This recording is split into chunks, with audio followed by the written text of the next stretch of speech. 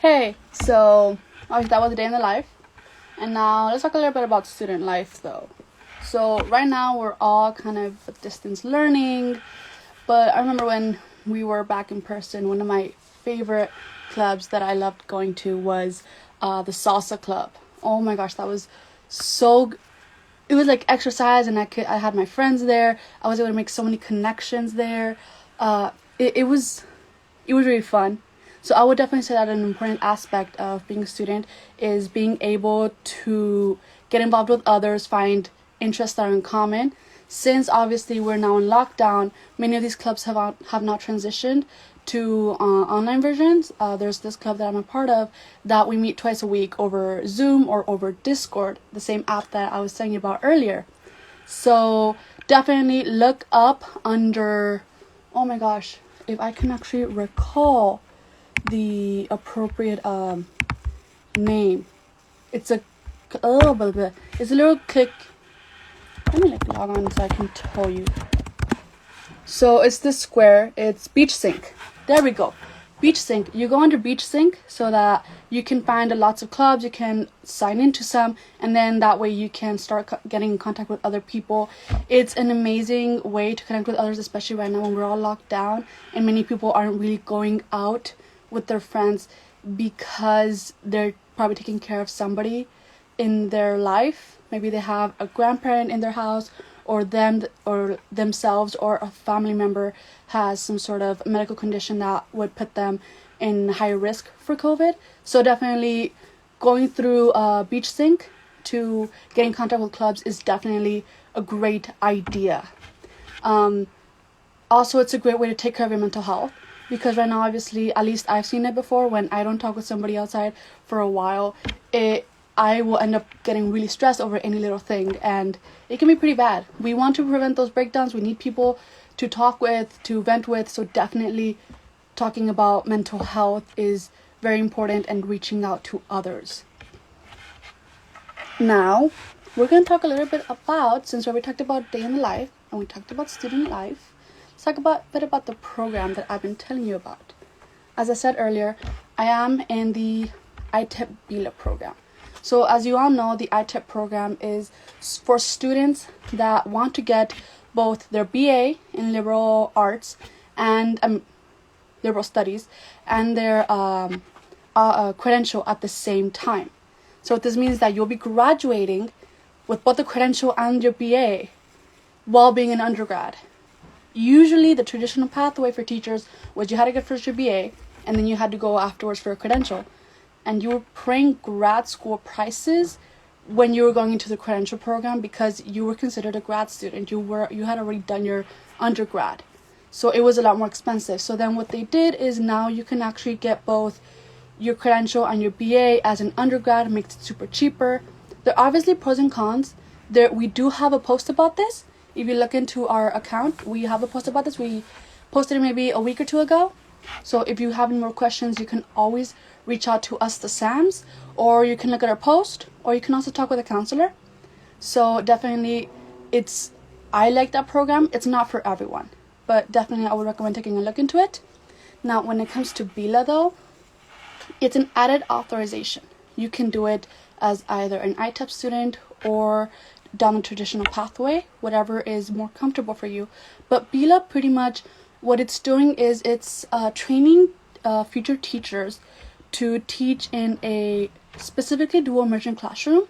But it's actually not just for that, but at least for me as a student there, it's also taught me about the needs of our students who are English language learners, because there is a great focus in the classes on what the culture and what the background of these students are. Some of the classes that actually are requirements for this BILA authorization is CHLS 340 and EDO 453S, and especially CHLS 340 with Professor Moreno. He talks a lot about what the needs of these students are, what teachers are doing that might benefit or that are affecting negatively the students that are considered ELLs. For example, we were learning just yesterday in class about how we tend to think that our English language learners, and the reason that our Hispanic students and our in the case of the book that we were reading, which is Subtractive Schooling, why our immigrant and of students of Mexican heritage were doing so poorly, we do typically think that it's because we have students that are not speaking English correctly. But this author, through her investigation, realized that that's not really always the case.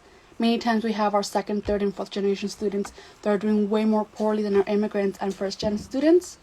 And it definitely goes into the idea of respecting their culture and the fact that when the students are second, third, fourth generation, sometimes they end up feeling, as we say in Spanish, ni de aquí ni de allá. So they don't feel like they are Mexican, but they also don't feel American because society portrays Mexicans in a negative way. So there's a lot of things that are in these classes and in this program that doesn't just prepare us for a dual immersion classroom, but to teach our students who are their first language is either Spanish or who are from a Hispanic descent to be able to best serve these students.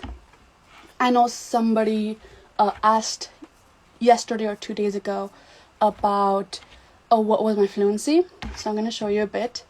Mi primer lenguaje fue el español. Mis papás fueron inmigrantes y yo nací aquí en Estados Unidos. Entonces, como ellos no sabían suficiente inglés, a mí me enseñaron el español. Entonces, es mi primera lengua. Sé hablarlo, sé entenderlo y aprendí a escribir y a leer porque mis papás tenían libros en español que a mí me ofrecían. Yo podía agarrarlos y yo aplicaba lo que aprendía sobre cómo leer inglés en la escuela y me ponía a decodificar las palabras y a sacarle significado porque tenía todo el vocabulario oral en mi cabeza. Entonces nomás lo leía en voz alta, decodificaba las palabras, las pronunciaba juntas y aprendía lo que significaba, y es como yo me enseñé a leer y escribir en español. Yo no recibí una educación formal en español hasta la preparatoria, que tomé 3 años de español porque quería el crédito de AP, el crédito para el examen AP, que tomé y saqué las 2 clases AP. Entonces, como digo, en este caso, como yo aprendí español, mi primera lengua, pero eso no es para todos.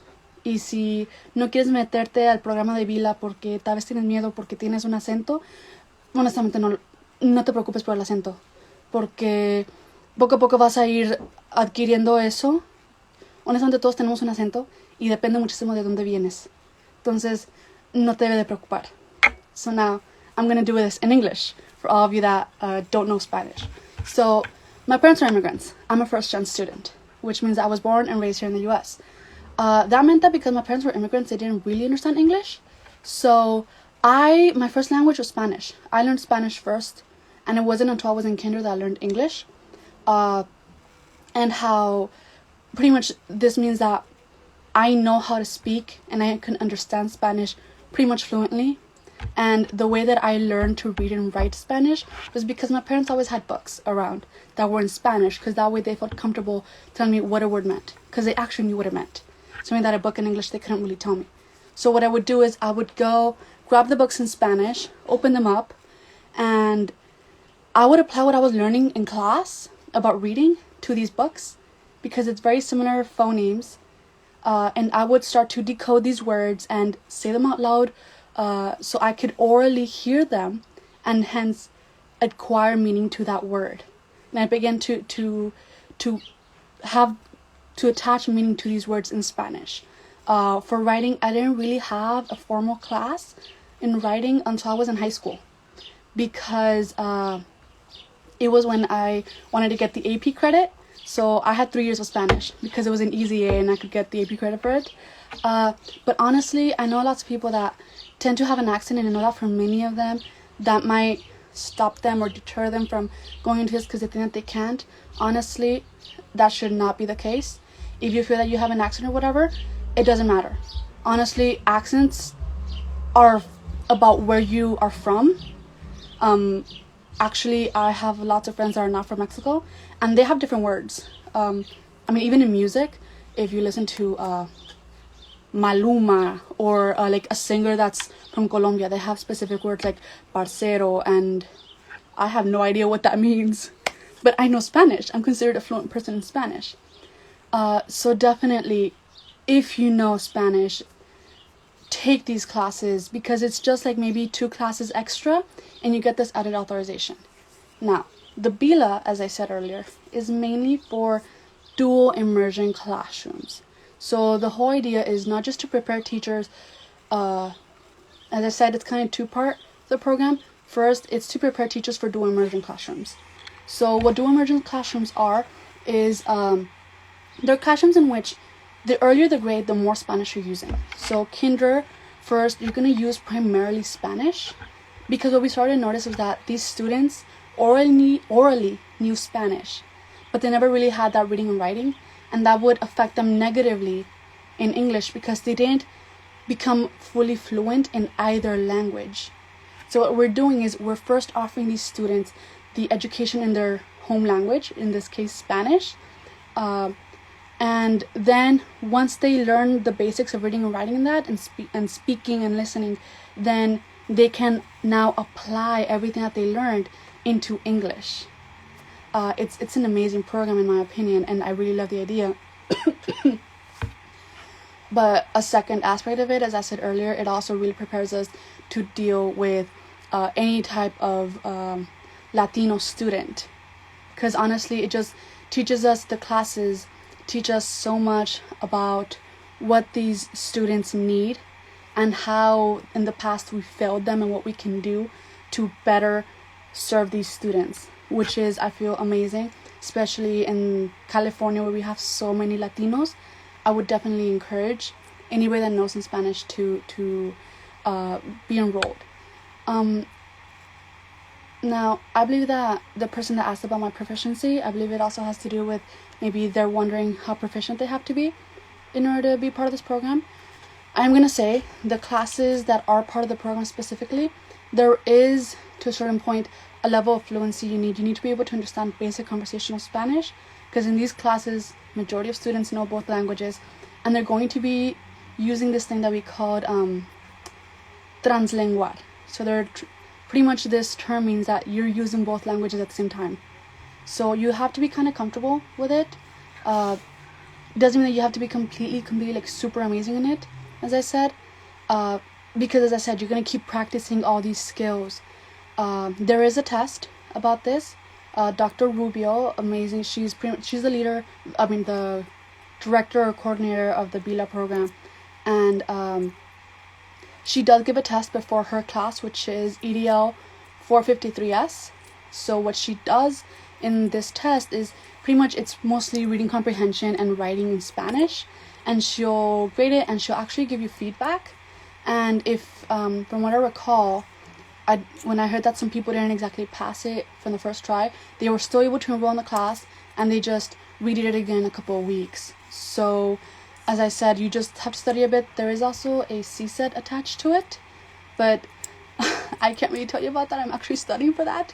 So you do have to have a level of understanding of the language to be able to pass the CSET, which is going to be probably the harder section. But as I said, it's like studying for any other CSET. There's study guides, and you can obviously find support online to be able to pass it. But yeah, I mean, there are other things part of the BILA. I mean, there's, for example, one of the classes about reading, I believe, was, I could switch it out for another class that was going to be both English and Spanish, so that we could also not just look at literature, children's literature in English, but also children's literature that's both bilingual in Spanish and in English, and how we could use these to better the understanding of our students. So definitely, if you know Spanish, as I said, try the BILA. It is really interesting. The classes are actually pretty fun. We have a lot of rapport, and I believe that the BILA cohort is really, really diverse. I mean, not cohort, the group of people that are in it from the classes I've seen are really diverse. Most of my classes, like the methods, I see most of my classmates are around the same age as me, in their 20s. It's like their first BA. And when I see my classes that are from the BILA program, I see classmates who this is their second degree, because they were in one career for a while, and then they were done with that career, they wanted to go into teaching, so there's their second time around. Maybe some of them were in another state and now they're moving to California, but they want this added authorization. There's people like me who are they're getting their undergrad at the same time as all this. There's some that are doing it as a like returning as a to get both the credential and their BILA authorization. So as I said, there's a very diverse group, which I really love, because you see so much diversity, and not just in that, but I have classmates from Venezuela, from Colombia, from Guatemala, El Salvador, and most are from Mexico, but there is definitely such a diversity, and you get to learn about all these people and about their cultures, which is going to be so important, because once we do go into the classroom, we're going to have students from these backgrounds. So I would definitely encourage you to at least enroll some of these classes, so you can see the diversity of our future students and how we can best serve them. Even if you don't want to do the whole BILA thing, CHLS 340 is an amazing class just to learn about how we can best serve our students.